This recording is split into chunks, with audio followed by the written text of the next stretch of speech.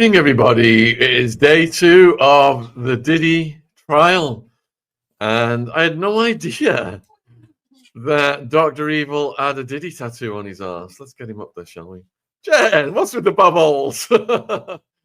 Jen's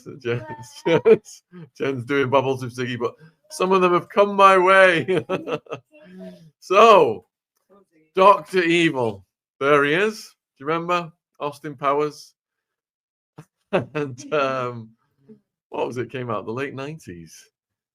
So apparently, we have got Michael Myers being named as one of the A-list celebs during the first day of the trial. That was yesterday. Their names were included in a list of people and places handed to potential jurors because they may come up throughout the trial. It was unclear why Myers was on the list, but there's a scene in one of his Austin Powers movies that includes a Diddy joke, according to USA Today. So a potential juror said he recognized comedian Mike Myers' name in a list of individuals provided by the jury pool. And these individuals are going to, the names are going to come up during the trial. It's likely that Myers was dragged into the case over a scene in 2002's Austin Powers Gold Member, where the character Dr. Evil had an E. Diddy tattoo on his buttocks after spending time in prison.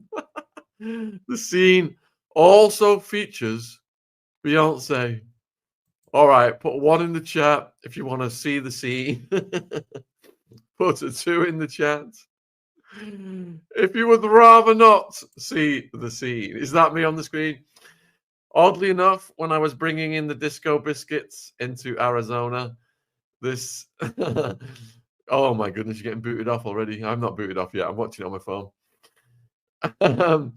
Oddly enough, when I was bringing the disco biscuits into Arizona, a nickname for me was Dr. Evil, and I think the prosecutor even put that on the indictment, that one of my aliases was Dr. Evil.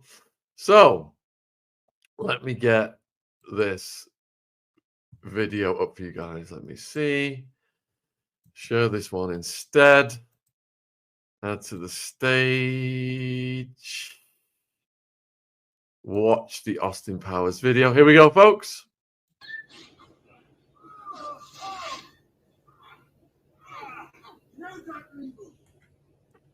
Did you see it?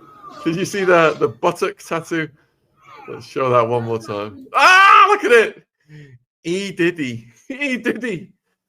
It's like there was clues back then even of the propensity for things on the backside, let's just say. Yes. Where is he? Probably we don't want to have a butt on the screen for too long, knowing how YouTube scrutinizes this channel. Let's put the good doctor back on. And yeah, I mean, I did not know that. I watched the movie. I couldn't remember that. Did you guys remember that? Wow. It all makes sense now with hindsight. So let me have a look what the article says in a bit more detail about this. The scene also featured Beyonce. Yes. So there it is. All right. Let's go over to the news updates. Let's get a court drawing up there. Yep. Make it any bigger. Control plus. There we go. Bigger. All right. Court updates. Latest one that came out 90 minutes ago. Shaun Diddy Combs' childhood trauma exposed by best friend.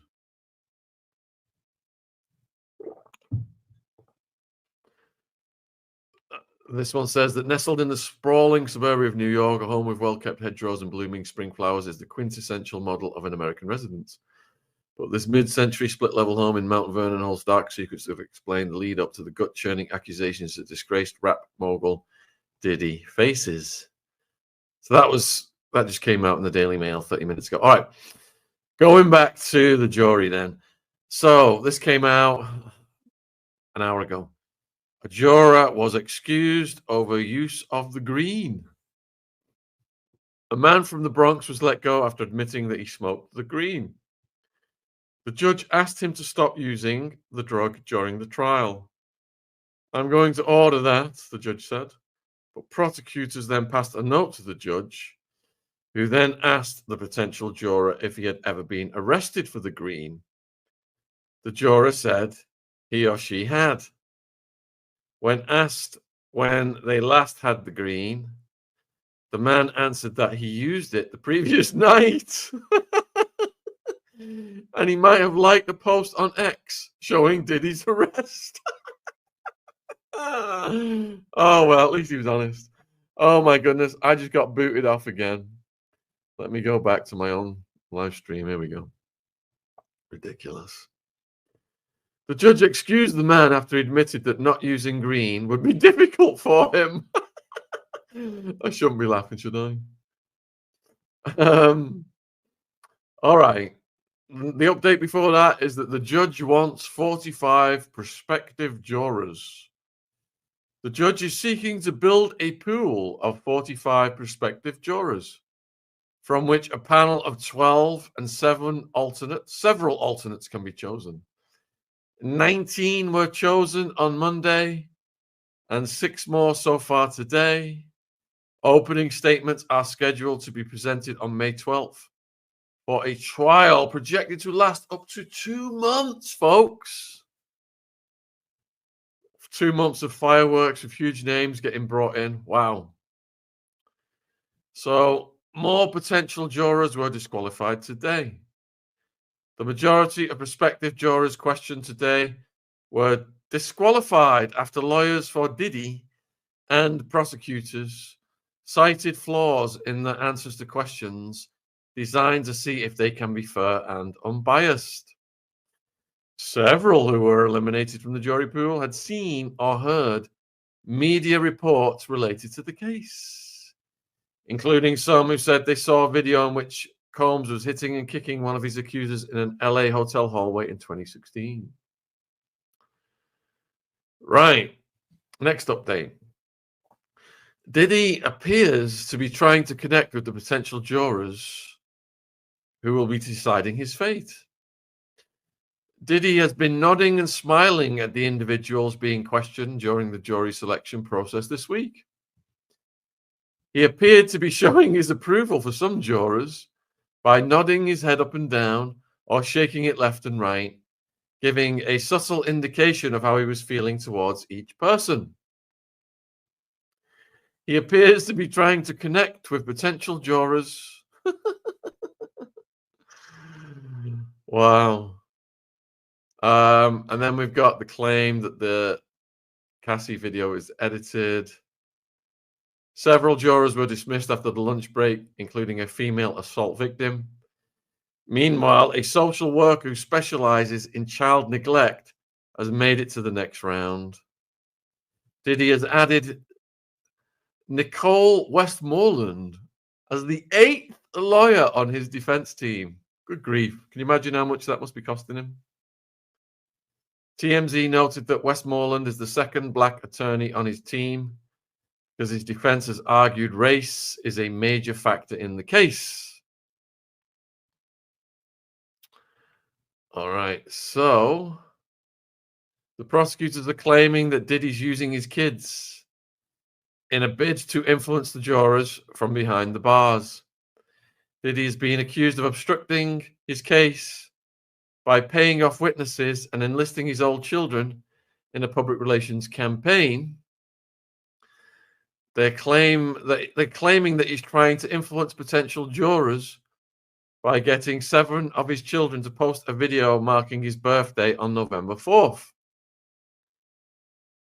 Prosecutors say that Diddy has demonstrated an uncanny ability to get others to do his bidding, even though he is behind bars. So 6 jurors made it to the next stage of questioning by midday in America. 7 were struck. Diddy was showing his signs of approval. He nodded when a female black juror talked about how her sister had become addicted to crack during the epidemic in New York, apparently referring to the 80s or 90s. This woman was allowed onto the next stage after saying she could put it out of her head when deliberating. As the selections went on, Diddy smiled when a black female juror said she didn't know any people on the list of celebs who may come up in the case, but, quote, "I wish I did." There was even more nodding from Diddy when a black male juror was called. The man said he worked as a kitchen designer and would lose his commissioned work if he served on the jury, but he could survive on his base pay. He was allowed to continue to the next stage. Diddy nodded repeatedly when a female juror talked about her Catholic faith and said that if she served on the jury, she would have the life of somebody in your hands, adding, "That's the hard part for me." She said, "I think I could do it, but it's something I have to be